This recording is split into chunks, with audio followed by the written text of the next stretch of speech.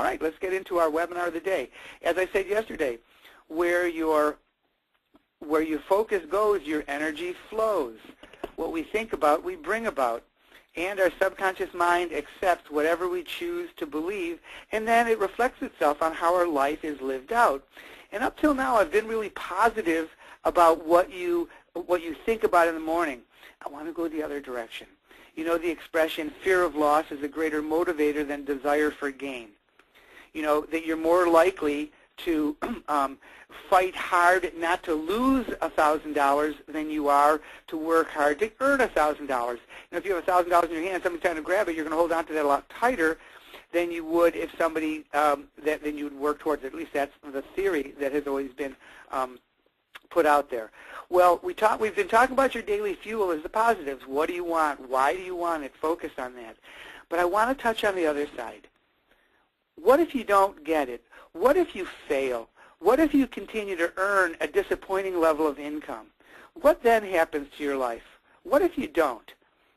You know, where will you live? You know, I was talking to an agent yesterday that, you know, if he were to fail, he literally would have to sell his house.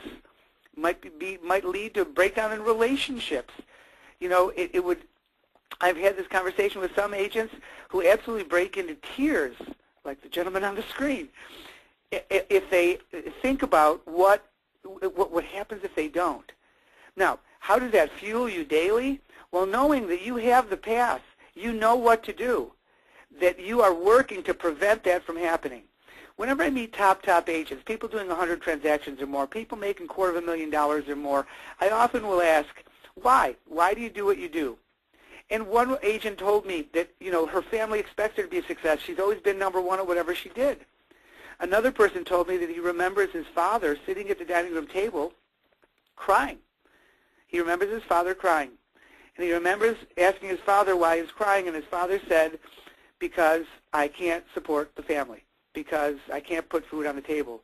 His father left them shortly after that, and he swore that he would never, ever, ever be in a position where he felt, where he made his children feel the way he felt about that entire time of his life. So his driving force was a negative. You know, what do you do if you don't? You know, so I just wanted to have you look today. What if you fail? Now, for some of you, it's like not a big deal, no problem. You know, the spouse has the income, or there's some other source of income that keeps you healthy. Well, if that's true for you, that's great. Then you really need to find the positive side and look at the what and why. For others of you, this could be a real strong motivator. So what happens if you don't? Now, let's tie that into your goals and measured results. And today we talk about open sales. So what's your sales goal? It's February 3rd. What's your sales goal for February? Open sales by contract date. Whatever you have scheduled to close for February is already scheduled. You're going to focus on those and get those closed. I get that. But what are you going to open? What are you going to put under contract in February? What's your sale price dollar volume goal for February? How much of it can you sort of seek? You can count on your fingers, so to speak, that you know you've got this buyer that's likely to buy or this listing that's likely to sell. How much of it do you have to prospect for? Each day of the week, we have a different focus. On Wednesdays, we focus on open sales. And we do that using the success charts. And Rebecca will walk you through this in the after call. The after call at 9 o'clock when I'm done. I turn it over to her, and she does a few things with you.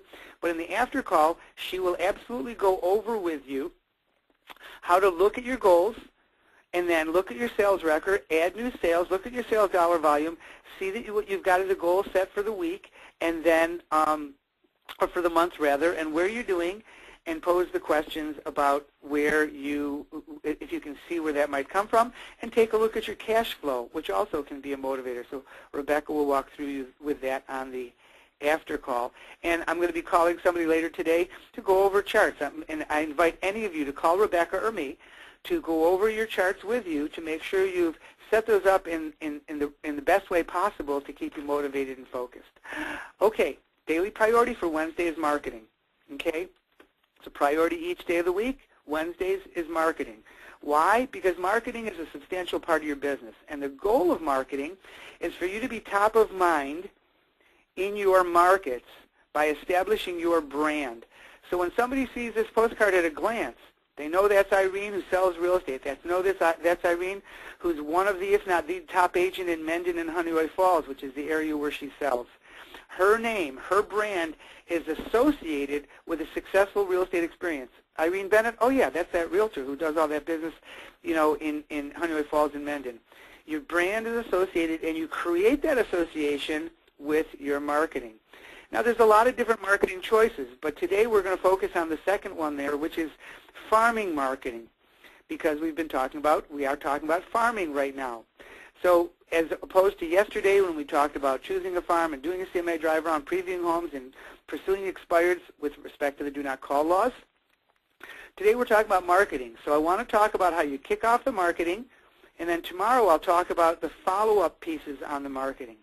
Well, I would suggest very strongly, now send whatever you like to get something out there, but the very best thing to send when you start your marketing is a letter. Now, it doesn't have to have all the words that this letter has.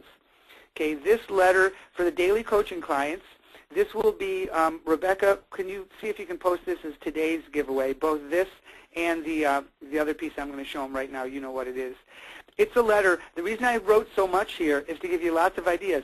It says, you know, please take a moment to read this. It contains information that affects the value of your house. I live right here in the neighborhood with you. I'm more committed to values than any other agent in the neighborhood. You know, there's been a soft market. However, this is how it affects our neighborhood, and it's emerging, and tax credits. And there's a few items there that say, like, I live here, I'm more committed to getting the most for every house, because getting the value of each house it sells affects the value of my house and yours. So there's some language you can use to create your own letter. You can use a lot of that language. Second thing you put in this initial marketing letter, or I would do this if you're continuously marketing, do this once a year, is a second page that says, okay, these are the real estate closings that happened in this area and this for the last 12 months or the last 18 months, the last 24 months. And you put the address, and this is a layout that has all the pieces you want. The address, the bedrooms, baths, the square footage, the sold price, the price per square foot. It has days on the market, not a big deal. The language above and below this is also important.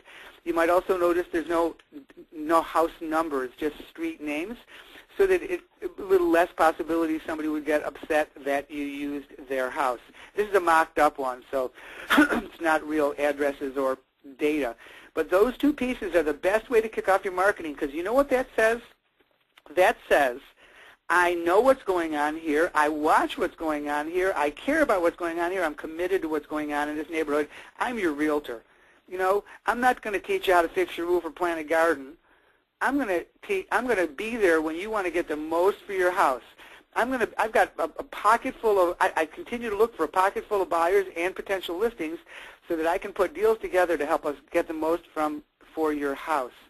Now, after you do the initial mailing, I'll show you this more at a later time, but you use the same, you might remember that this is the same format, the same 5 characteristics of any mailing. The difference is that, and by the way, this is Marsha McCarthy, probably one of the best farming agents in the country. Well, I say that because she started from scratch in her neighborhood and sells 40 to 60 homes a year or more strictly from the leads and business that comes out of her neighborhood. I just want you to know, check out my 2 new favorite homes in my neighborhood, Deerhurst Park. Please call me if you have a friend. Just notice how she uses the name of the neighborhood. She actually, you know, builds that right in, so this is clearly part of her marketing effort.